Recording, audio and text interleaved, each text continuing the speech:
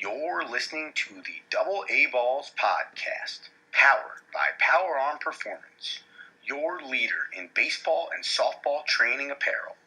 Visit www.powerarmperformance.com to get your gear and start training with the best today. Now, here's your hosts, Andrew Romanella and Anthony Rinaldi.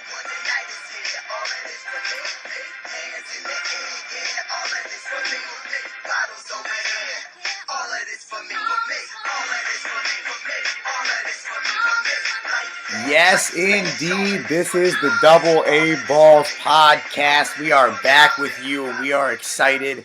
I am Andrew Romanella, and always sitting next to me is my man, Anthony Rinaldi.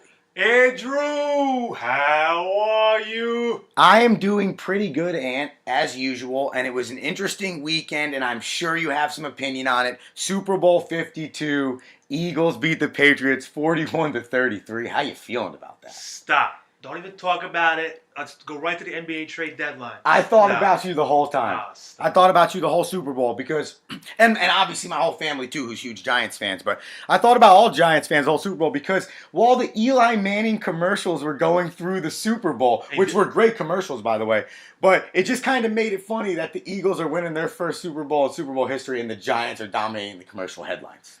Well, listen, got to give it up. Eagles played a hell of a game offensively. Both squads played a hell of a game. I don't think defense even showed up. That was probably the most incredible thing about that Super Bowl is that neither defense. Now, we talked about it last week about how good the Eagles' defense were, 6th in the league in overall defense, and how on the other side of the spectrum, the Patriots' defense was, I think it was 26th or 27th, somewhere in that range in total defense during the regular season. And in the playoffs, they've done a better job. But what we expected from Matt Patricia, from Bill Belichick, from the entire Patriots staff, I think on the offensive side, it was exactly what you expected from the New England Patriots. But defensively, I was very surprised by that, but then also that the Eagles weren't that great defensively either. Well, they put up 74 points combined, something like that. It was a lot of offense. It was a record-breaking Super Bowl. It's the most offense that's ever happened in the Super Bowl. Most yards in Super Bowl history. It's the most yards, 505 yards for Tom Brady in a losing victory. And obviously that's the most in Super Bowl history for a quarterback. But 505 yards he threw for yesterday. Watching the game, Nick Foles looked like he was Tom Brady. Hey, fantastic. He was upright. They never even touched him. Did they even get to him at all? Did they no, sack him? No. It was like towards the end, you saw James Harrison making some moves on the young left tackle there. But for the most part, Nick Foles, he was untouched. The veteran did show up late, right? He had all that time in the pocket there. I mean, he picked them apart. You have to credit Nick Foles, man. You have to credit Nick Foles for his effort. We talked about it. We noted there couldn't be any turnovers for Nick Foles. Now, I don't think that interception was his fault. I also don't think it was. I think it was Alshon Jeffrey. I don't think it was Alshon Jeffrey's fault either. That's a tough ball, one-handed. Tip drill. Tip drill, right. Give credit to the Patriots cornerback for continuing that play. But I don't think that turnover really changed much in the game. And I credit the Eagles and Coach Doug Peterson more than anything for keeping their foot on the gas and really kind of going at the throats of the New England Patriots, recognizing that previous teams, last year in the Super Bowl, the Atlanta Falcons blowing a 25-point lead, this year in the AFC Championship, Jacksonville Jaguars blowing a double-digit lead. I think the Eagles coaching staff recognized early that the one thing you can't do against the Patriots is take your foot off the gas and hope that you're going to win in the second half. You have to put your foot down and go. Doug Peterson had a good interview. I don't know if it was before the Super Bowl, when it was. He talked about how his father was always told him be aggressive. Don't let up. Always be aggressive. Always push the envelope. And he had that mentality all year long, going for it. I think they were some ungodly percentage in fourth down efficiency. Yeah, above 50%. Absolutely. I think it was something 67%. Something and they had the Goyons to call a fourth down play where you're flipping the ball to your backup tight end and he's throwing it to your quarterback, rolling out into the end zone. Throw the flag. That was a legal formation. That was a legal formation. How? Foles they had 5 guys in the backfield. But I thought once he set up on the line, but he was a step back behind the line, and he was off. What is that? The guard right there, or was that an extra tight end in that set? I'm not sure. If it's an extra tight I'm end, not sure. Damn it, Andrew. I don't know enough about the illegal formations. touchdown. It doesn't count. No. Super Bowl. No win for the Eagles. Damn it. Eagles cannot win. That was the one thing That's we your as Giants Giants fanhood. had over that crazy, That's your Giants outrageous, diehard fandom that is Philadelphia, that ugliness that is Philadelphia, that horse-eating fan base, Crisco, pole, greasing fan base. Let's turn over cars. Let's loot the city. I mean, can you win with class? Can you win with class? No! You can't even win with class, Philadelphia. But I hope you enjoy your damn Super Bowl. Everyone deserves one. That's a hurt. You're a hurt, and if you could see Anthony right now, he's a hurt Giants fan, and I'm sure there are a lot of hurt Giants fans out there. But in the overall scheme, the Giants have 4 and the Eagles have 1. So let me ask you this question, and I know we're going to dive more into the Super Bowl, and I know you want to get into the NBA. We're going to go all over the place together in the next hour, but just as a fan and as a guy that didn't want the Eagles to win, do you care more about the Eagles having 0 Super Bowls or the fact that the Giants were the only kryptonite to the New England Patriots? That's a great question, Andrew. I don't know which one I like better. I always like knowing that I can always rub the Eagle fan, like, oh, hey, great season. You guys made all the way to the playoffs, blah, blah, blah. Never had a Super Bowl. Right. It was nice knowing that Tom Brady beat everybody in this league except for the Giants. Does part of me enjoy seeing the Patriots lose? Of course. There's nothing better than that because, that's a dynasty. I agree. We just saw something unfold the last 10-some years. You'll never see again in your life. Correct. And I was watching the 2 Bills documentary just to see how that started. Just because I think you're right. And that's the hard part about being a Giants fan. But I think in the end, you care more about the Eagles' 0 Super Bowls because that's your biggest rival. I would put the Giants-Eagles rivalry in the top 3 of overall sports rivalries in terms of hatred, in terms of both teams could be 0-15 and you'd feel like you were watching the Super Bowl for that one victory on the season. And that's an extreme example, but I just think that kind of embodies, and I think that's why the Philadelphia fans are so nutty. And I said it to you last week. I don't get why we destroy things when we are victorious in the greatest degree. That makes no sense to me, but I kind of understand it because I was at practice the other day, and one of our players is an Eagles fan, and we had a coaches meeting in the morning, and I said to our head coach, I said, Cat, listen, don't expect him to be at practice until Thursday. He's like, what do you mean? I'm like, Cat, the Eagles just won their first Super Bowl in the history of their franchise, because I don't count the 1960 championship. That's the first Super Bowl in their franchise. They all deserve an extended period of time to celebrate. So the kid's name is Mike Morgan, who is one of our guys. He flips it on me and says, well, we start talking about, if the Mets win this World Series, I told him, you probably wouldn't see me for 3 weeks. So it's not that I'm going out and destroying things, but the psycho excitement, I couldn't not agree with as I'm watching videos on Barstool and this, that, and the other thing over the weekend, and I'm seeing Sean's video that Nicole sent to me. I couldn't not agree with it, but because I'm going to be that way when the Dolphins or the Mets or the Thunder win a championship. I'll be like that with the Devils too, but they've already won 3 in my lifetime. So I've been able to experience that. Listen, Giants gave me 2. Yankees gave me 1, 09, 2007, 2011. So, I haven't won anything last 6, 7 years. What year were you born? 85. So the Yankees have given you plenty. Yeah, but as a little kid, I really didn't. Yeah, but I didn't have an affliction for sports. I loved sports back then because I played all of them, but I didn't love it like I do now, where I eat, sleep, and drink and watch ESPN 24/7. But the late 1990s and the early 2000s, when the Yankees had that dynasty with the early Jeter and Mariano and everybody that was there at that time, Posada, right? Go on and on. Were you not the fan you are now just because maybe you didn't have the resources you have now at your fingertips, or is it just simply an interest thing? I think it was just more of an interest thing. That's fair. Like I said, growing up, parents had you play all kind of sports as a kid. You played soccer, Right. you played baseball, you played basketball. Unfortunately, my parents never threw me to football, and I never was drawn to football. I'm I an did in Italian high kid. school. I played soccer. Grandpa always made me watch Italian soccer with him. Shout out Serie A, Napoli. That's the squad right there. That's great. But I see, and I didn't play football until high school. None of us ever played football, right? And to get back to the Super Bowl, what makes me so impressed about Nick Foles is when I used to line up behind the line, and now I'm obviously 5'6". I don't have the height and the length that Nick Foles does. So believe me, I'm looking at it from a different vantage point.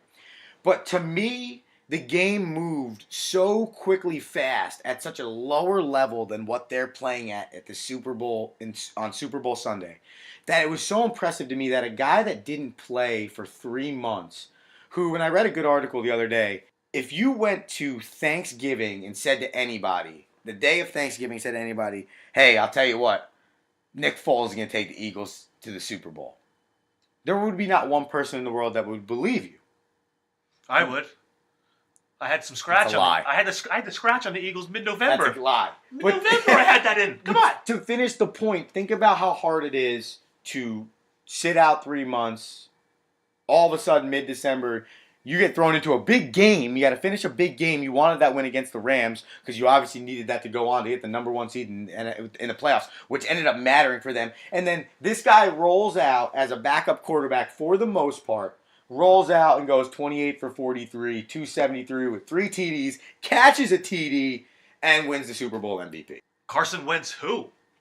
I'm going to ask you. See, Carson Wentz is still the quarterback. I think, and I think, okay, you want my opinion, I think the Eagles should go to Nick Foles and say, what do you want? You stepped in, you guided us to a Super Bowl, you were the MVP. Do you want to stay on your contract and wait till the trade deadline to make a decision, or just stay the whole year, or do you want us to look for a suitor for you now? Because the draft's coming up in 3 months, and there could be a potential opportunity for us to go move up and get somebody in the draft. Right. You hope Philly does the right thing, and who the hell knows if Philly's going to do the right thing because they're Philly. But, I mean, Nick Foles is going to be the quarterback until at least, November? How long is an ACL injury? I think Wentz will He won't be ready for the beginning of the season. No way. Absolutely. He No tore way. it in December. Training camp is not until the middle of August. That's 6 months. That's plenty of recovery. I think that's a year-long. For a high-level athlete, it obviously is how deep the ACL tear is.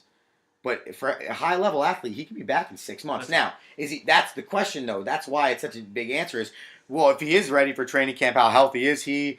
Should Nick Foles be there? Because you know what Nick Foles can do for you as a backup. But Nick Foles could be a starter in this league. And he just went up and beat the best quarterback in NFL history and made it kind of look easy. Now, Tom Brady didn't play a bad game, which was impressive in its own right. He's the greatest 40-year-old you've ever seen. Father Time apparently doesn't know Tom Brady's address.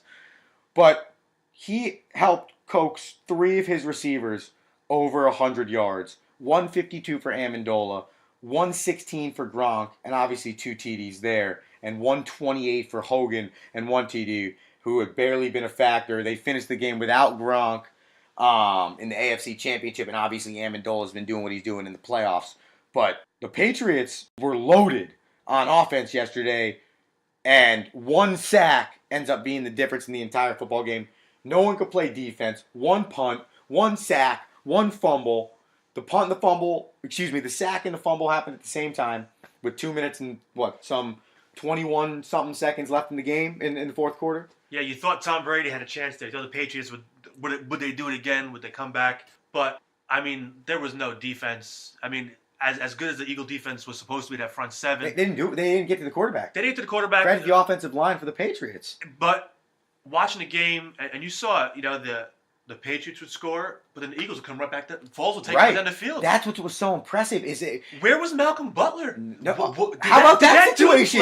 Right. How about that situation? And that I heard a lot of different opinions in the last 24 hours since this game ended on why or why not. I've heard something about him missing a curfew late at night. I heard something about maybe some drug usage that was found. Maybe there was some type of, he was sick during the week a little bit. A lot of different factors, but I still feel like it was not handled the appropriate way. If he truly only found out now, Malcolm Butler's a naive man if he did kind of know beforehand, and then when the national anthem happened, he just made it seem like he found out at that moment. But if Bill Belichick told Malcolm Butler right before the national anthem that he wasn't playing, and that's the first Malcolm Butler heard of it, that is a really disappointing thing to hear out of New England Patriots and Bill Belichick, because I just think that that's something that's, I feel like, opposite of what they've been throughout their entire tenure.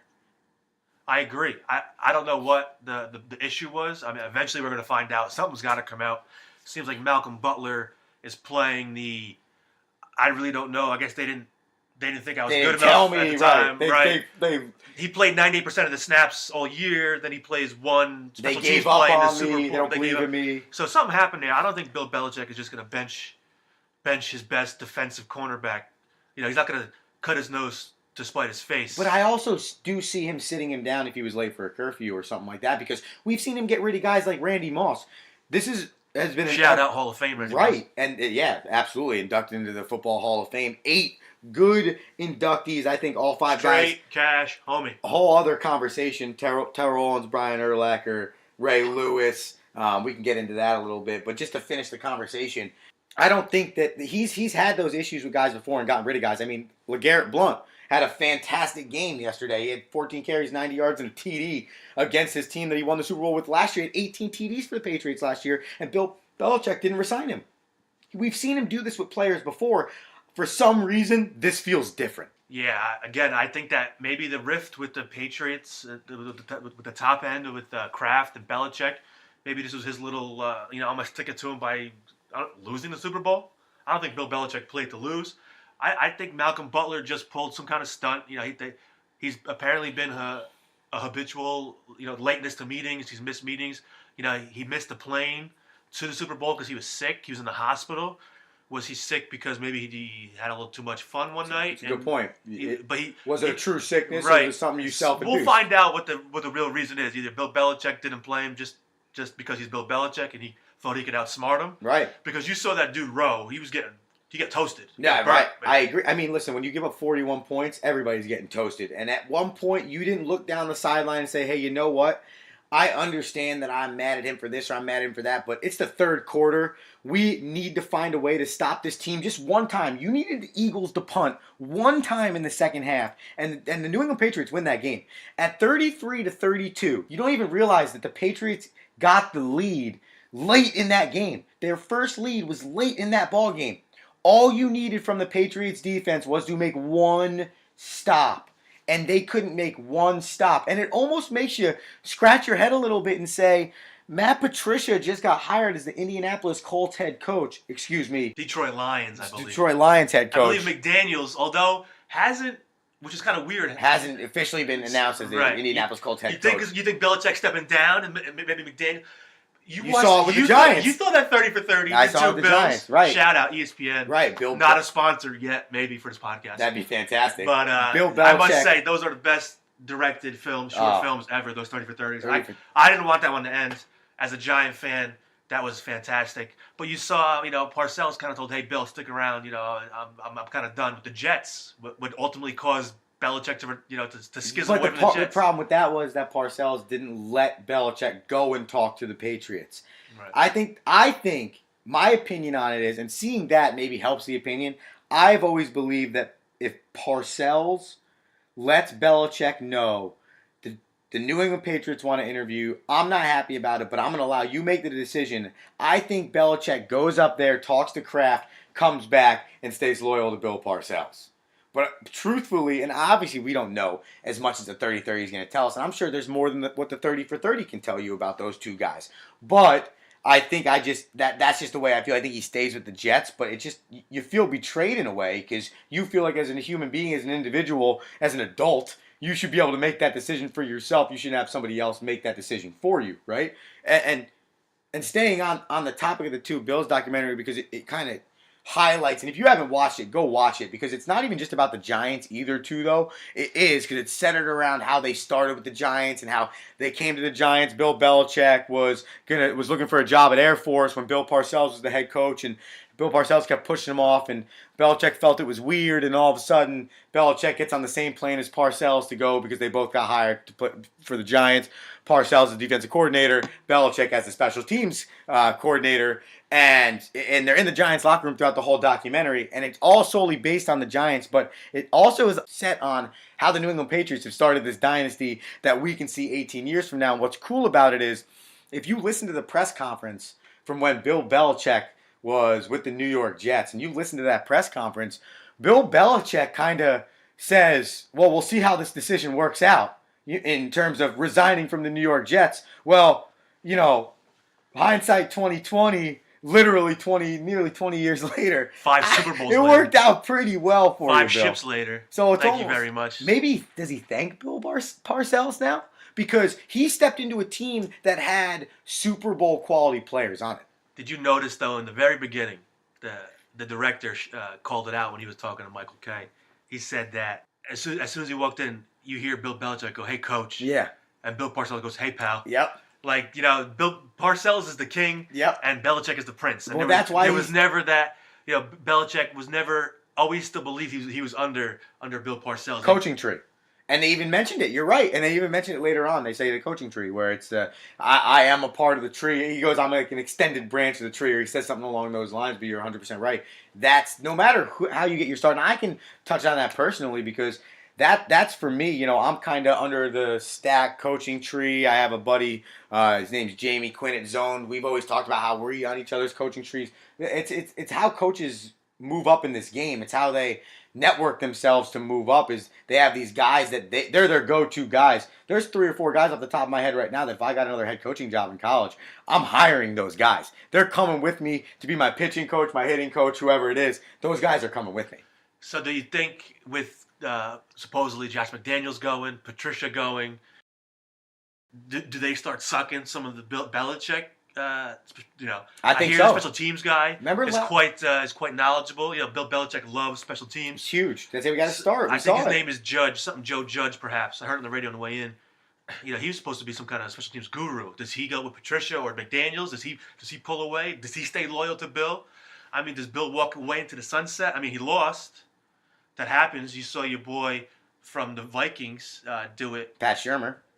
No, I'm talking about walked into the sunset. Jared Allen. Oh, he yeah. He literally walked into he rode his horse into the sunset. Yeah, but it was cloudy that day. It was cloudy, so it's kind of fitting for him because he lost the Super Bowl, which kind of sucks and makes you cloudy. Yeah. There's no sunset to ride off into. He just kind of rode away. I thought you were talking about from the coaching side of things, but I understand what you're saying. Yes. Yeah. I understand. Well, last time we saw this happen, Bill Belichick lose 2 coordinators. It was some like 6 or 7 years before the Patriots won another Super Bowl. Remember, that's right before they lost to the Giants in 2007. Super Bowl 39 against the Eagles. Yep, they Charlie Weiss and Romeo Cornell. Both gone. Took them 10 years to get back. They went 3 or 4. Yeah. Takes them 10 years to get back. They lose 2 Super Bowls in the process. I mean, they get back. Right. Excuse me. They get back. Yeah. It takes them 10 years to win. That's New England. They're always back. Right. They're already odds-on favorites to win the Super Bowl. Yes. For next year already. It takes them 10 years to win another one. Is what we're odds-on. But did you hear? What about that nonsense about Gronk? Think about maybe calling. You think he's gonna call it quits?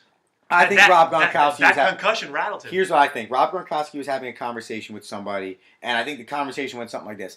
Sometimes I wonder if this is worth it when I'm dealing with stuff like this, or I got a concussion, or this or that or the other thing about how my head feels, or how many injuries I've had in my career, what my body's going to feel like after my football playing career. And I think somehow that conversation spilled into a media outlet, and it's not really as big of a deal. I think he's simply talking from a standpoint of maybe how long can I last in this league? And it's easy to turn it into he's got 1 year left on his contract. Is that him alluding to maybe he's going to retire at the end of this year? What I think it is, I just think it's a guy that's had a lot of injuries. He's been very successful in his career. I think if Gronkowski retired tomorrow, he's in the Hall of Fame for a tight end. He's got 2 Super Bowl rings. One of them he was on the field for. One of them he wasn't on the field for. He's got 2 Super Bowl losses. He was obviously on the field for both of them, but performed very well in both of them. He's had an established career. I think that if you look at it from that way, my guess, and what is he, 29, 30 years old, somewhere in that range? My guess, he plays 3 more years, maybe 4, and that's it. And that's if he doesn't get any more serious injuries. Yeah, I think I said that concussion. I think really put him on a little of a notice. Like, hey, this obviously ain't gonna be forever. But I think he's got 2 more years. I think he's got 8 million next year. I think, or 7 million next year, 8 million the following year. So he's really only got 15 That's million. right. It's up in 2019. So he's kind of wondering. Listen, I'm an all-pro After tight that end. spring I'm making these. I'm 2 fall. touchdowns, 120 yards in the Super Bowl. Like, you got to start. I think I'm not showing up to camp next year. I think this might be a little bit of a heads up to New England. Like, hey, man, you got to start paying me a little Does bit. Rob Gronkowski end his career not in the Patriots uniform? I think he's going to the Giants. Really? Him and Belichick go to the Giants. No, come on. You just want that to happen so badly, but honestly, after seeing that documentary last night, I would not be surprised if by the time Bill Belichick retires, he has had a stint with the New York Giants or New York Jets. I think he could go either way. He's 66. I don't know. I don't know if he's gonna. They just hired Shimmer to at least a 3 or 4 year deal. So Yeah.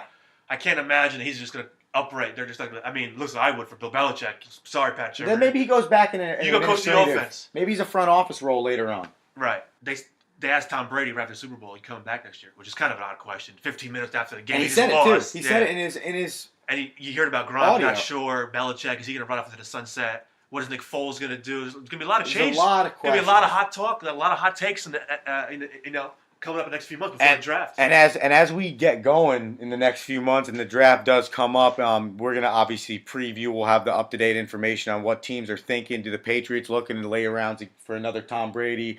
Are they going to have to look to maybe get another tight end as Gronkowski starts to get a little bit older and has had a lot of injuries in each of the last 3 or 4 years? A lot of things could be happening. Let me ask you, though, about Foles and QBs. If you're the Jets, if you're the Broncos, if you're one of these teams, do you want one of these, the Cleveland Browns? Do you want one of these young Thundercats coming out of college, or do you try to go for Foles after you saw that performance in the Super Bowl? Do you think that parlays him into now a starting role with one of these outlying teams that are vying for a quarterback? If and only if the offense for that organization mirrors or is similar to the Philadelphia Eagles, because clearly and not even just the offense, the way the building is when he gets inside the building. Because clearly whatever goes on in Philadelphia works for Nick Foles from an offensive standpoint, but from inside the building more importantly because he did it with Chip Kelly as his head coach the first time at 27-2. We've talked about it before. And this time he does it with Doug Peterson. Clearly Philadelphia and what it offers has the right stuff for Nick Foles. Then on top of that, the offense needs to play into him because we saw that with the Rams. The offense didn't play into Nick Foles. How about Jacksonville and Nick Foles? That could be a nice little marriage. Well, and solid defense with Tom Coughlin as a guy up there. I mean, they got a great head coach. They have a fantastic defense. That's not a bad thought process. Don't know what Blake Bortles is going to be like. Well, Jacksonville won despite Blake Bortles this year and still made it to the AFC Championship game. So even if Nick Foles is not the Nick Foles we saw the last 3 games, if the Nick Foles from this year's playoffs cuts himself in half, I think he finished with 9 TDs, 1 interception. I mean, his QBR was somewhere in the 80s. He had a fantastic playoffs. He threw for something, I think 700 and something yards. He had a fantastic overall playoffs. Let's say he's 70% of that. If you're in Jacksonville, that still makes the playoffs for you next year. You go 10-6, 11-5 with a pretty above average Nick Foles, and then he does what he needs to do for you in the playoffs. What's it freaking matter what he does in the regular season? As long as you have Nick Foles on your roster and he can do this for you, I think that's the value in him. You taking Nick Foles on Yes. the Dolphins? He didn't even wait. He knew exactly where I was going with that. And you know why? Because the type of game that Nick Foles has, the type of game that Ryan Tannehill has. Yeah, and I think Nick Foles is more polished, but you need to be athletic. You need to be able to run a little bit. You need to be able to get outside the pocket. But 10 to 20 yards is where you're going to make your money, but you need to be able to hit that long ball when you have the opportunity. We're going to have a pretty good running game. I think Kenyon Drake's going to be a dude. And I, as well as the Philadelphia Eagles, am not positive about the ACL of Ryan Tannehill because it's been 2 years now. I haven't seen Ryan Tannehill since the playoffs when they played the Steelers in 2016. And that scares me. So why not go get a Nick Foles, have a Matt Moore, look at that 3 quarterback head monster you would have if you're the Miami Dolphins. The question is, though, what do you give up? Do you give up your first-round pick? I think they have the 12th overall pick. They were 6-10 last year, so they're right in the middle. Does that do it for the Eagles? You have to give up your 12th pick and maybe like in Ndamukong Suh because he's got like a year and like 12 mil or 15 mil left on his contract, or like 2 years and some and change on his contract. I don't know. I don't know if you would be able to even get him. No way. Could you imagine Fletcher Cox and Ndamukong Suh on the same line in Philadelphia? That'd be gross. I couldn't imagine. Stop making Philadelphia better. They're going to be good for the next 4 to 5 years anyway. I don't want to deal with that nonsense with my G-men because we're going to draft Saquon Barkley. Shout out Penn State. We are Penn State. And hopefully, Cleveland does whatever they're going to do. The Giants do need a running back. I mean, they need offensive line, but they need a running back. But they're going to go quarterback here. New regime. They should. And I wouldn't go get Kirk Cousins for them. See, I would draft a quarterback for the Giants. I'd draft Baker Mayfield. Here's my thought about Baker Mayfield. If I was the New York Giant GM, yeah, you want to draft for your future, but you also want to win now.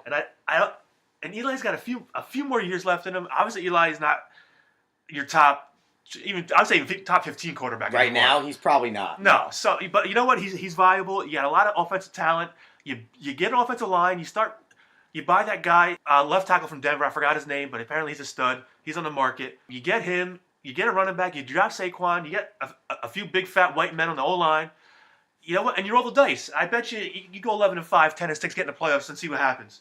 But I don't want to waste. I don't want to say waste a pick on a quarterback because you don't know what quarterbacks are going to give you. You don't know. Especially these guys. Exactly. What do you know about Josh Allen and Josh Rosen and Sam Darnold? What do you know? I mean, listen. You know somebody. All right, who has a big arm? Josh Allen has a big arm, but his completion percentage is down in college. That's a problem. Guys that have had the completion percentage that he's had in college have historically not been good in the NFL. Josh Rosen apparently can fit the ball through a keyhole on a doorknob. That's how much accuracy he has, but he's got a ridiculous amount of injury history. Sam Darnold can do everything pretty well, but he's not that polished. Can he stand in the quarterback? He's a little athletic. He's a big dude. He can do a lot of those things. You don't really know about these guys. Baker Mayfield's small. He's Drew Brees' build. Is he accurate enough to be in the NFL? Does he have the arm strength? You get that chip, though. He can run around, but that's why I like him.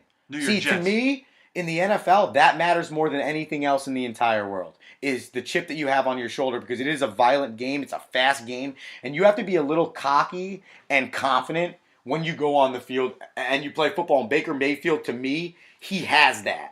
But for me, though, from my side of things, I think you're right about the Giants. From my side of things, I need offensive line help for the Dolphins. I need linebacker help for the Dolphins. I'm going to need another cover corner or safety, and I probably need a little bit of running back depth and probably a tight end. So if I'm going to get what don't you want, sir? Well, tell me. I know I just labeled pretty much You want a new head coach? You want a new GM? You want a new stadium? What do you want, bro? I love Adam Gase. Our defensive line is good. We have a good offensive line. We just don't have a good left guard. We need somebody that can slide in there. Our tight ends last year were subpar at I'd say the best. Julius Thomas was our tight end. We need younger.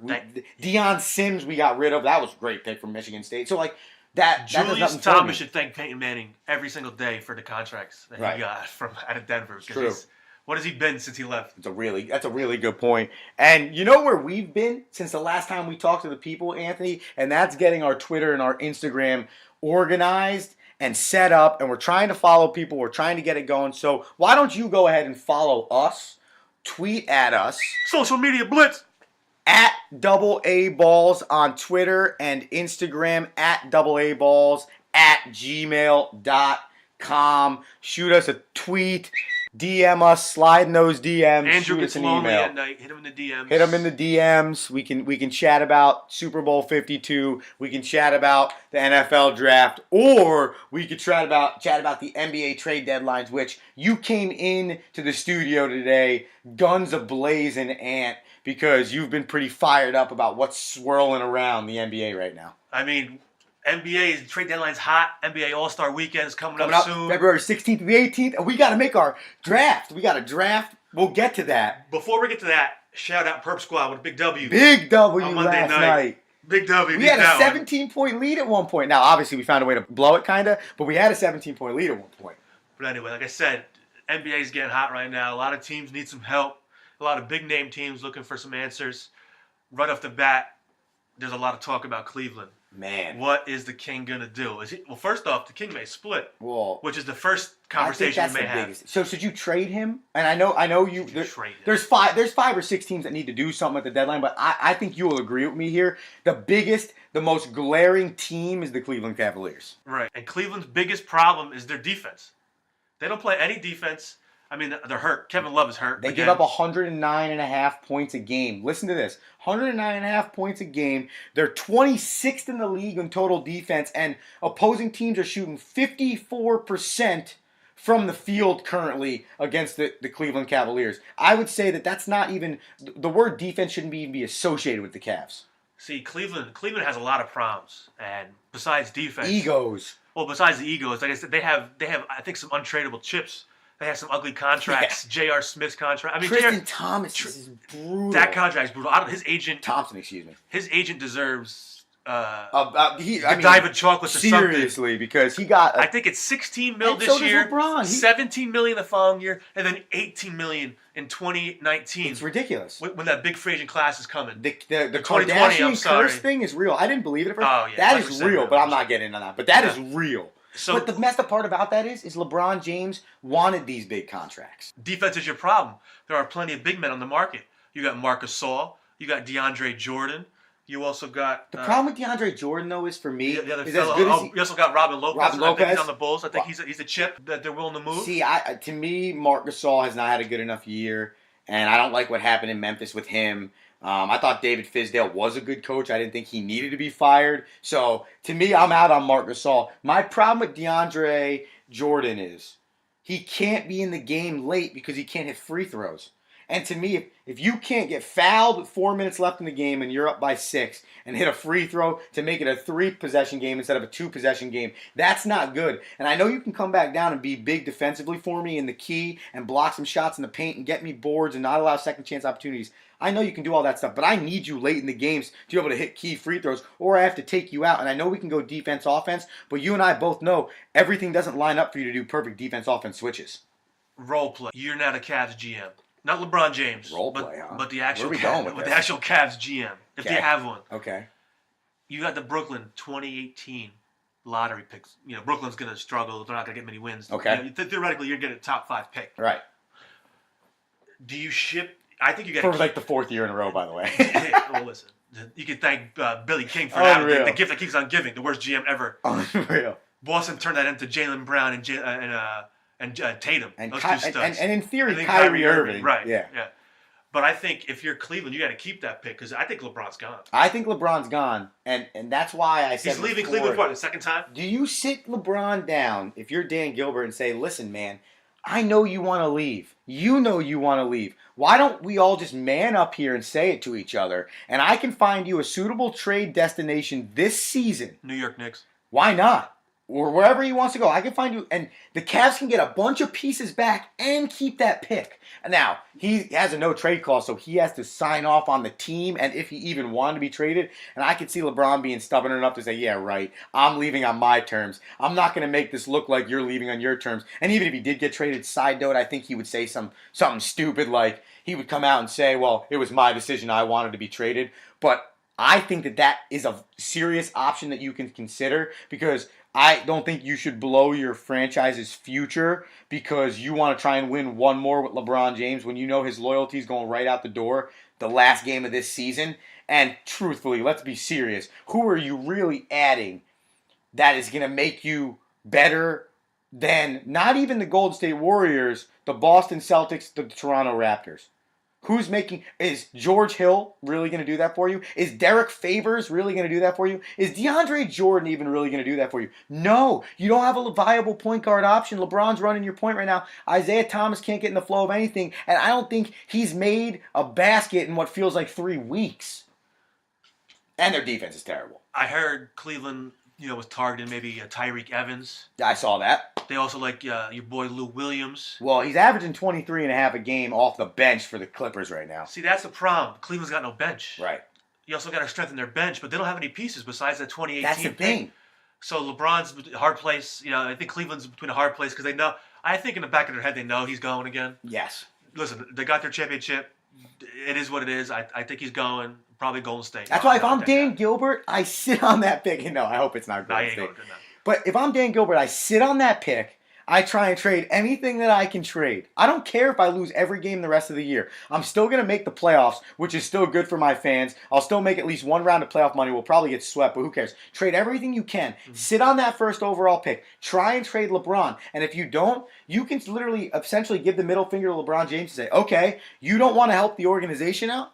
Why am I going to help you out at the trade deadline and mortgage the rest of my future when even if you did decide to stay, you don't last forever, but the franchise can. So I need to plan for the future. I don't need to plan for the rest of LeBron James' tenure, which might only be maybe 2 more months, 3 more months, and then he's no longer a Cleveland Cavalier. There's a lot of teams out there going to make some moves at the trade deadline. I feel like there's some teams in the East that are close. The East and the West are really top to bottom. There's there's obviously the heavyweights, Houston, Golden State, well, do you Boston. think the Clippers, not the Clippers, the Celtics, I think they need to trade for another scorer because I think... They picked up Greg Monroe. Right. Well, they traded for Greg Monroe back on Friday. Well, I think he's a good prolific, player. Though? Someone that can he's not a prolific scorer by any means, but he's a nice player. He's a nice addition. Don't get me wrong. Somebody that can be with Kyrie Irving, because right now I think Kyrie Irving is doing way too much because Jaylen Brown has fallen off the map in the last month and a half. I heard Hayward's been shooting though. Gordon Hayward, he's in the gym, shooting with Kobe in the gym. But do you really want Gordon Hayward coming back this year, man? That was such a vicious injury. I think we're talking about mortgaging your future. You just signed that dude to a long-term contract with solid millions of dollars labeled next to it, and then he goes and breaks his leg on opening day like that. So vicious and gross. Do you really want to push him just for this season when really you look at the Celtics as a whole from the outside, they can have sustained success for 5 or 6 years. You don't want to count your chickens. I watched the Mets do that in 2015 where, okay, we're good. Let's just go out there with the exact same team as next year. And then you don't even make the wild card lose. Then you do it again for a 3rd straight year and you just get dismantled. And now we are where we are. Do the Celtics really want to go down that path? I think you almost are addition by subtraction this season for the future if you don't play Gordon Hayward this year because you might have a chance to win the championship this year without Gordon Hayward and then you add him next year without having to do anything to change anything on your roster, not trading anybody, not letting anybody go. You can just do whatever you need with the money that you have underneath the cap. Take a look at Milwaukee and Minnesota. I think those are 2 franchises going in the right direction. Look at Milwaukee. Let go of Jay Kidd. I think they won their last 5 games or something. Your boy Giannis. Straight up. Antetokounmpo. I think he's Greek. Antetokounmpo. The Greek freak. See, you only say the Greek freak if you can't say his last name. Or honest. So Antetokounmpo. I'm gonna keep saying it. They're in the market for a big man. So I'm telling you, look out. Marcus Gasol, DeAndre Jordan, Lopez. Those guys are going to be on the move. Clippers got to sell. Yeah, they're selling. That's it. But the crazy thing is they're still playing pretty good basketball. And I know the Thunder have been linked to Avery Bradley. They've been linked a little bit to Lou Williams. Yeah, but the Thunder need defense. They need a defensive guard. When you get Melo, you get no defense. They've lost 4 straight since Andre Roberson went out. I said this to you last week. It's a huge loss. The thing is, there are a few guys on the trade market right now they could potentially go after. But the thing is, again, for the Thunder, which I think they're in a better spot than most because they don't need to really worry about the offensive side. They literally just need one guy that can close out on shooters.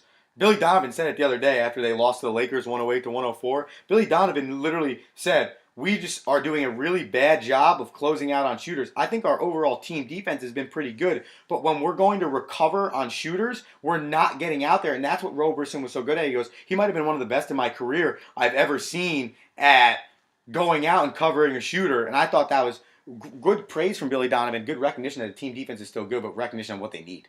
I mean, solid shout out on defense because the NBA All-Star game is going to be a lot of defense. A lot of defense in the NBA All-Star game. So 157 to 154. So I believe last week we talked about having a little bet, a little man wager. I believe that was an NBA All-Star draft. Right, we're going to pick the squads. There's 12 from the East, 12 from the West. But we're going to mix it up a little bit. We're going to pick it kind of DraftKings style. We're going to pick the 8 positions. Now, I know you did a little bit of research on this. A little bit of research. We're going to follow the whole scoring system. It'll be real easy. All right. I'm going to pick 8. You're going to pick 8. We're going to go head to head. Okay. It don't matter. You can pick East and West guys, combine them. All right. As long as you pick these positions. You need a point guard, a shooting guard, a small forward, a power forward, and a center. a guard, a forward, and a utility man. Okay. Those 8 positions out of the 12 roster spots that you'll see. So 8 total guys we're not picking. Right. No, yeah. So there's 24 going to the All-Star game. Right. We're going 8-8. We're going only 16 guys. So you pick who you want. You want your boy Oladipo. You want Gorgon, So Gragic, really, whatever. You can get deep into some of these All-Stars. Right, I like and this. it's gonna be DraftKings style scoring. I like it. You get points for Now, obviously points, rebounds, turnovers are minus points, assists. If your man gets a double-double, he gets an extra point. If he gets a triple-double, it's 3 extra points. For anyone listening that doesn't know or hasn't really done a lot of DraftKings or FanDuel, can you just give them kind of a rundown on what it means? You know, there's a salary cap. Obviously, each player has a money total next to their name, and you got to stay under the salary cap. Just give them the quick rundown on so because I'm guessing once we go through this draft next week, because we're gonna be doing this on next week's podcast, episode 5, the 5th annual, Wow. the 5th annual It's podcast. quick. That comes quick. But we'll be doing it next week on episode 5, and just so they understand when we start throwing out money numbers and figuring out our salary cap, so they have an idea they can follow along. Right. I believe the salary cap is $50K for those 8 positions. And every player obviously has a certain salary cap. The good guys, LeBrons, Durant's, Curry's, those guys are going to cost you upwards of $12,000, $13,000 alone for that roster spot. So you got to obviously be smart with the money management. You got to pick guys that you think are going to score a lot of points because you get points for rebounds, assists, three-pointers made you get extra points. So obviously you got to start thinking about, obviously Steph Curry's going to be a hot commodity. He's going to cost you a lot of money. So we'll break it down for you when it comes time to it. But basically, you got to pick 8 guys. You stay under the salary cap, and you basically play in tournaments or head-to-head. Me and Andrew are going to go head-to-head. Yeah, we're going at each other. We're going to throw 20 Who's hairs. better? We're going to throw 20 hairs. bananas. Basically, 2 ref fees. 2 ref fees. Hopefully, when we keep winning. That's it. Keep the streak alive. 20 bananas. All right, and we'll draft this thing next week. And, you know, I would love it because we tweeted out our Whataya Got the other day for our Super Bowl picks and our Super Bowl player performance previews and results, which we'll get into a little bit. So obviously follow us on the Twitter, but we're going to release these draft boards on Instagram and on Twitter next week. Obviously, as we continue to try and build our podcast, and we're hoping that we can use the draft to kind of get some conversation going about what people out there that are listening think about the draft, what you're seeing with these guys, and then maybe just kind of getting into some conversation and seeing what you want on the show. So obviously, follow the Twitter and the Instagram. We'll be previewing all this stuff, and we'll be tweeting out some rundowns and some updates throughout this week on that stuff. Tell your friends. Tell your friends. That is right. Tell your friends. And before we finish, you know, the draft and everything, Ant, I want to just ask you one more question about the NBA because there's a lot swirling. We obviously just got deep into it. You know, obviously the All-Star game is coming up. And I know that you're a big Knicks fan. Knicks suck. And I don't want to get into it from the standpoint of the trades because I think that they should either just sell or stay idle and lose. Sell. Blow it up. But what do you think the issue is? Because this is a franchise that, and I've been thinking about this a lot recently, listening to a lot of New York sports radio. This is a franchise that is historic, not just in the NBA, but across the 4 major sports. And for some reason right now, and it really hit me because you made kind of the joke before about LeBron James being traded to the Knicks now. But really, though, why wouldn't a guy like LeBron James want to anymore play for the Knickerbockers? And I understand that they're bad right now and ownership's a little funny, but I don't just get how it got that bad.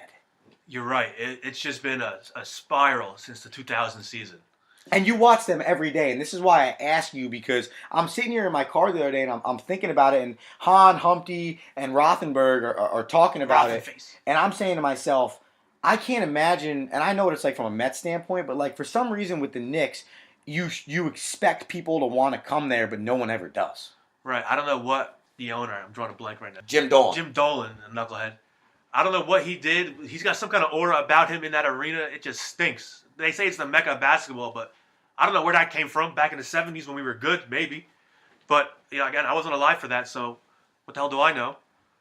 But watching them, they've been a train wreck. Even with the whole Melo nonsense, they traded away everybody to get Melo when they could have waited probably a free agency to get him. Could have saved some pieces. They traded away #1 draft picks for Andrea Bargnani. That knucklehead, he was terrible. I mean, I think we're still paying Mike D'Antoni. That was like 10 years ago. we're paying 3 or 4 coaches. They're going to let Hornacek go because he's not a Mills and a Perry guy. They're going to want to bring their own guy in. Shout out Mark Jackson. Hope you get the job. I hope it's him too. I don't understand why Mark Jackson hasn't been hired by anybody yet.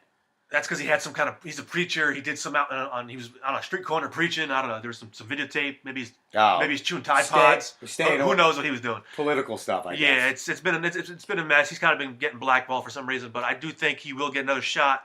Hopefully, it is with the Knicks. We kind of need to bring that New York grit back. I don't know. I mean, at least now, this last year, or at least this season, it's been somewhat fun to watch. These past few games have been brutal. They just find ways to lose. Like in Atlanta, you can't beat Atlanta. I think they have like 16 wins on the season. Should they be building around Kristaps Porzingis then? Because, I mean, a guy like Kristaps Porzingis should be able to beat the Atlanta Hawks on his own. Would you not agree? He's your number 2, though. He can't be. For some reason, yes. He's still young enough. He's not big enough for some reason. He's not mature enough. He's not your number 1 player. And we talked about this last week. You need a point guard. Right. You need a point guard. You need a general out there. We don't have one. I guess from the side of the not basketball ability standpoint, I just don't get why no one wants to be with the Knicks anymore. No one even wants to go there and be the guy that changes the organization. No player wants to even go there and say, hey, you know what? I was the guy, and maybe they don't win a world championship in the next 5 years, but I was the guy that got them back to the playoffs, made them relevant again towards the end of a guy like what you thought Melo could have done for you, but he didn't. You know what I'm saying? And now is also part of the problem because Melo came here and it didn't work. Melo's with all his buddies because you know these players in the NBA are all friends. Melo's with these guys saying, hey, don't go there. It's not a good situation. It's not a good place to be, regardless of Phil Jackson. Right. I think that was just the way Melo was treated on the way out. Obviously, it was a sour taste in everyone's mouth. But I just think that, New York, there's state tax. You got to pay state tax in New York. Good point. People don't want to come here. You're not making the same kind of money. The New York media, a lot of scrutiny. If you don't play well, if you don't win right away, you're going to get hammered. LeBron's still in the East. So if he's still here. If he stays relevant in the East, you're right. Right. Why do you want to play that? I think that the Knicks are just. But the West is so hard, but either way. All right. It's just that for some reason, the big-time players don't want to come here. If you overpay for them, they're going to come here. But they're trying to get away from that nonsense. I think they're going to build through the draft. You build through the young players. Obviously, Ntilikina's struggling right now. Yeah. You don't know what you got in Trey Burke. I don't know why he's getting no burn. Jarrett Jack, thanks for all your effort. Right. It's not your fault. You're trying to play for you're trying to play because you're playing. Of course. But I think he needs to go. Joakim Noah, you're a bum. Yeah, they got to get rid of him. That guy's got to go. Got to get rid of him. Fight with your head coach. I don't care what happens, what he says. Come on, dude. Be a professional. Yeah, I mean, I don't know what it is. That's something with that Chicago water, man. Derrick Rose stepped away from Cleveland for 2 weeks for mental health, man. It's something those two knuckleheads. They're I don't know. Because everyone else from that team, Jimmy Butler, Tom Thibodeau, even they left. They left, and they're successful up in Minnesota. So clearly, it might be those two individuals or something. Gotta be, but they're entitled brats, probably. It's ridiculous, though. But either way, you're making millions, man. I don't care if he put you on the bench for a month and a half. You are still collecting that paycheck. You need to still be a professional. Yeah, Courtney Lee, he'll be gone. Listen, you build around Kristaps. Billy Herman Gomez, he wants to be traded. Kyle Quinn, I don't think he's going to be here anymore. It's a little broken right now. You just got to knock it down, get assets, get picks, get some young, hungry players, be the 7th, 8th seed in the next few years, scrap it up, and hopefully Kristaps turns into the unicorn he calls himself. Right.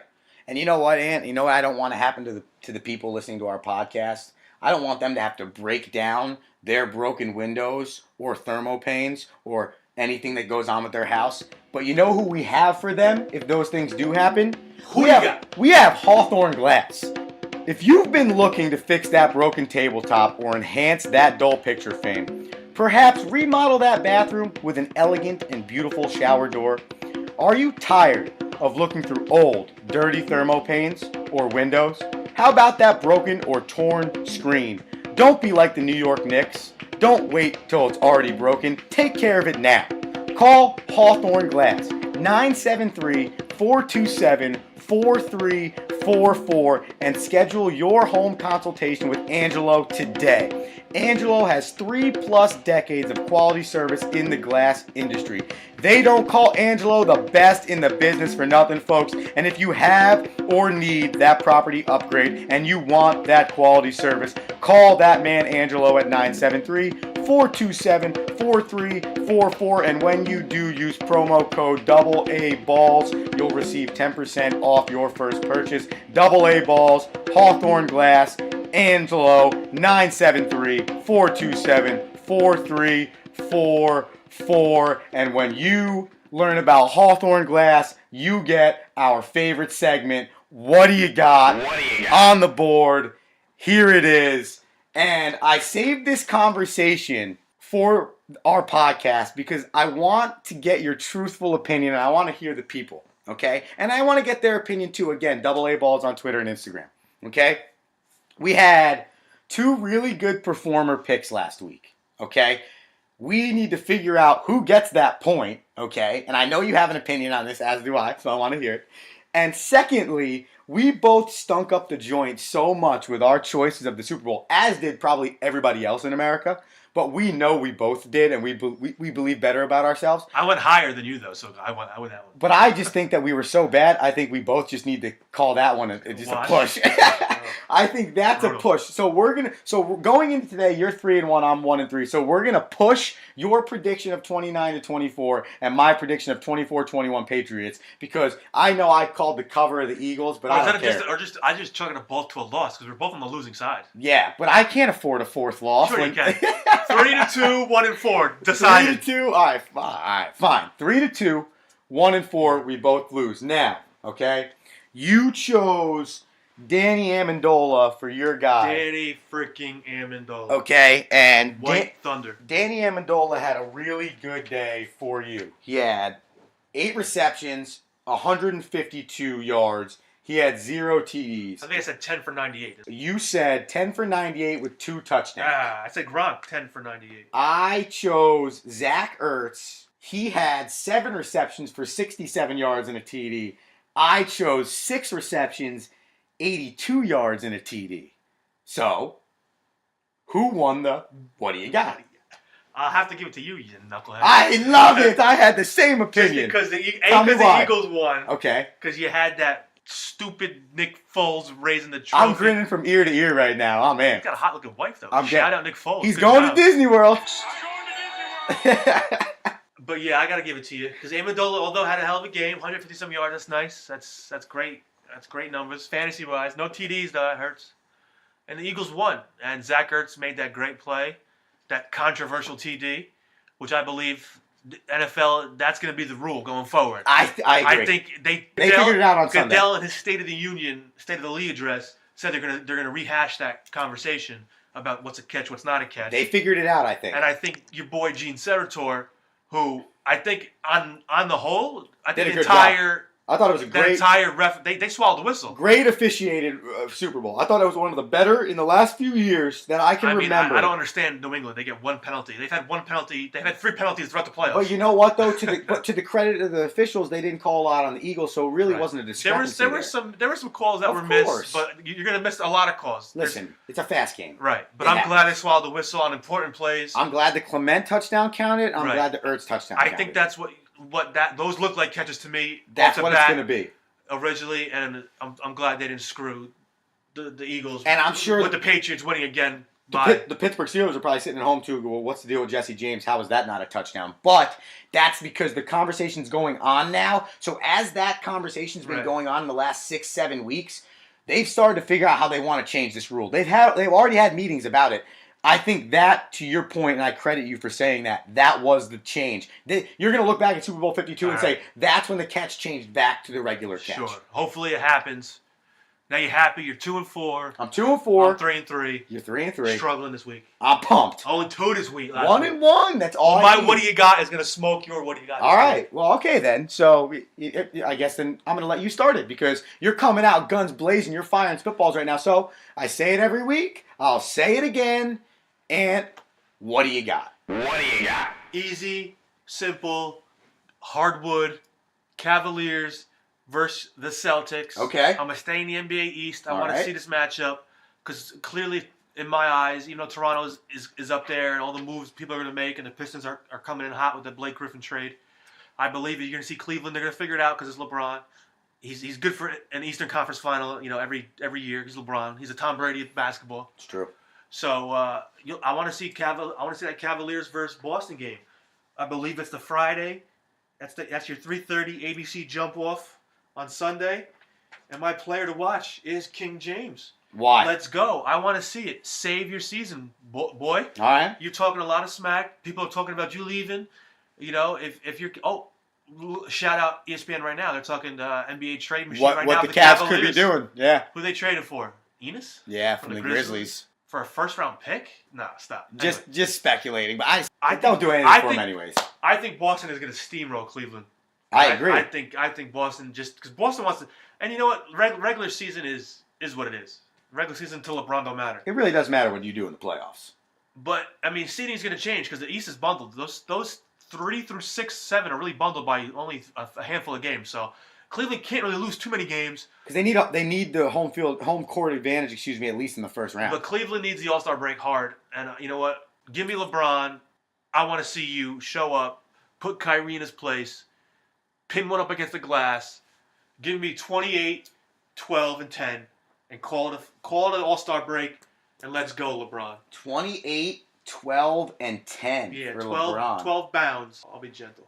Wow, I like it. So you're going triple-double for the King. Yeah, the King needs to show up. Triple-double for the King. We're going Celtics v. Cavaliers. I believe you said that was a Sunday afternoon game. 3:30. So tune in. Again, we'll tweet it and we'll Instagram it to remind you, but tune in. And that's a great What Do You Got pick.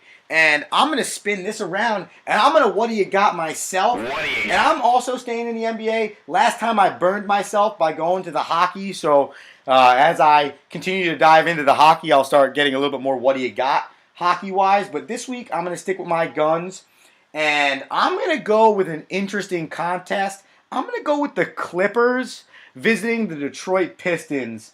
And the reason why I do that is because obviously Blake Griffin just got traded to the Pistons. Since Blake Griffin was traded to the Pistons, they're 4-0. Blake Griffin, I think he had 21 last night in a Pistons win. They're playing really well. He's clearly kind of fitting in to that Van Gundy system early on in his tenure there. A lot to still be figured out. But I just want to see what it's like for Blake Griffin and his interaction with his former teammates. I mean, that's a fresh trade. He was just traded 5 games ago. I mean, he's only played 4 games in a Pistons uniform, and I wanted to see what those reactions are like. Does he go off? Does he find a way to just kind of almost send a message to the Clippers? I kind of wish the game was in LA, but I don't even care. I want to see the reaction with Doc Rivers. I want to see it all. And that game's going to kick off on February 9th, that Friday, and that's going to be a 7 p.m. game. So tune in there. And my What Do You Got performance player is going to be Blake Griffin, because I want to see how he plays against his former team.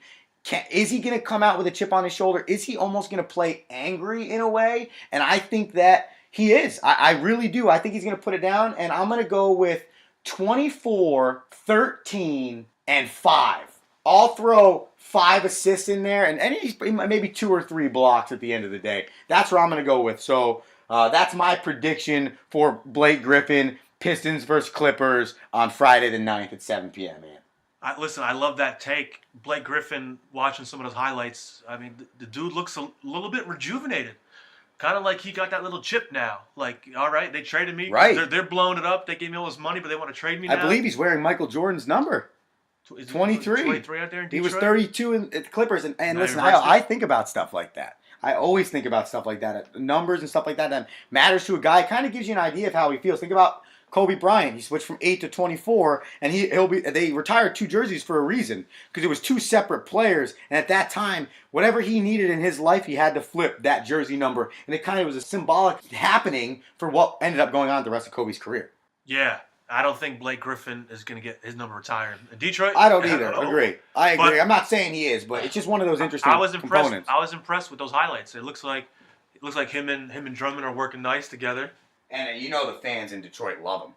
Yeah, they were hungry for any kind of ticket sales. And they seats, needed it. Butts in the seat. They needed it. All right, so to recap, What Do You Got? Anthony goes 0-2 last week. I go 1-1, 3-3 for Ant, 2-4 for me. This week's pick: Anthony, Cavs versus Celtics, Sunday 3:30. Andrew, Clippers versus Detroit, Friday at 7 p.m. And then I got Blake Griffin squaring off against LeBron James. We will tweet out and we will Instagram at DoubleAABalls our picks, so you can comment or retweet us or do whatever you want on that social media. And then obviously anything you want, any questions you have, whatever it is, shoot us an email, doubleaballs@gmail.com. gmail.com. Anthony, it has been a lot of fun today, man. That was a real fun episode, and I'm really excited to get back with you next week to draft the All-Star, to talk a little baseball. The Mets signed Todd Frazier, 2 years, 17 mil, and if Hosmer and Moustakas end up getting off the trade block, we can touch on that. Spring training, some 15 days away, so a lot coming up the next few weeks. That hot stove is on a simmer. I feel it coming, Andrew. I agree. I think there was talk today about Hosmer maybe looking somewhere. I forgot which teams were looking at him, but Hosmer, Moustakas. A lot of talks with the Royals and the Padres are out there for him as well. That was it, right. So a little baseball coming your way. Baseball coming your way. Pitchers and catchers so close. Bring me that spring weather. I'm tired of this cold nonsense. I wake up, the knee hurts, the elbow hurts, the back hurts. We need warm weather. We need baseball. You know I need baseball. And we need an NBA, All-Star draft, which we'll have coming up for you next week. And it's been a lot of fun. As always, I love sitting next to you in the booth, my man. Andrew, hell of a day. Enjoy your work week. Don't work too hard. It ain't worth it. Have a good Tuesday. Holler at your boys. Tweet us, Instagram us, DoubleAABalls, Andrew Romanella, Anthony Rinaldi, out.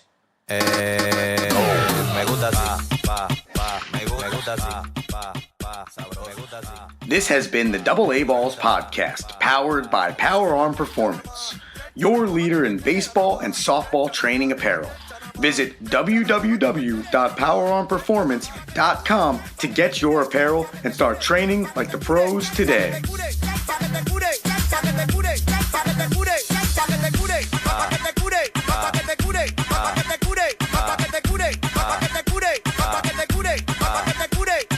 No. Exclusivo para la esquina digital.net. Me gusta así, me gusta así, sabroso. Me gusta así, me gusta así, sabroso. Ella quiere pila, ella quiere pila, ella quiere pila, quiere rayo más Duracell, quiere pila, ella quiere pila, ella quiere pila, quiere rayo más Duracell. Tu mediante, diante, diante, tu mediante, diante, diante, tu mediante, diante, diante, tu mediante, diante, diante. Que lo que está buen bacanería, los tigres que gastan cuartos todos los días, con la jipeta y pil de gasolina y explotando mami en la avenida. ¿Qué es lo que tú dices? Viste, el sujeto tiene la medalla. En este juego no queremos falla, porque fácil te ponemos a raya. No. Tú estás loco, Me gusta así, me gusta así, sabroso. Me gusta así, me gusta así, sabroso. Esto es chelcha nada más, chelcha nada más, esto es chelcha nada más, chelcha nada más, esto es chelcha nada más, chelcha nada más, esto es chelcha nada más, chelcha nada más. Pa' que te cure, pa' que te cure, pa' que te cure, pa' que te cure, pa' que te cure, pa' que te cure, pa' que te cure.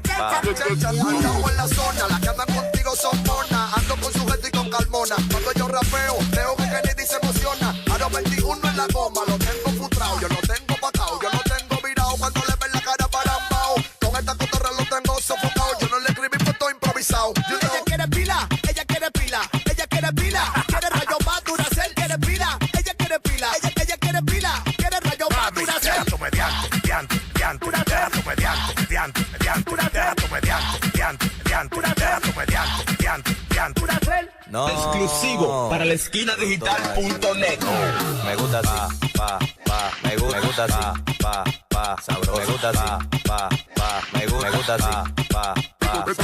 Esto es chelcha nada más, chelcha nada más, esto es chelcha nada más, chelcha nada más, esto es chelcha nada más, chelcha nada más, esto es chelcha nada más, chelcha nada más. Pa' que te cure, pa' que te cure, pa' que te cure, pa' que te cure, pa' que te cure, pa' que te cure, pa' que te cure, pa' que te cure, pa' que te cure, pa' que te cure, pa' que te cure, pa' que te cure, pa' que te cure, pa' que te cure, pa' que te cure, pa' que te cure. Que lo que estamos en bacanería, los tigres que gastan cuartos todos los días. Sí, ese soy yo, el virao. Cuando le ven la cara para ambao. Ella quiere pila, ella quiere pila.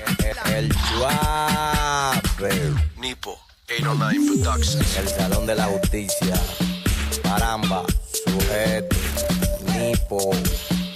DJ Kennedy. Y andamos con Betty Lausel.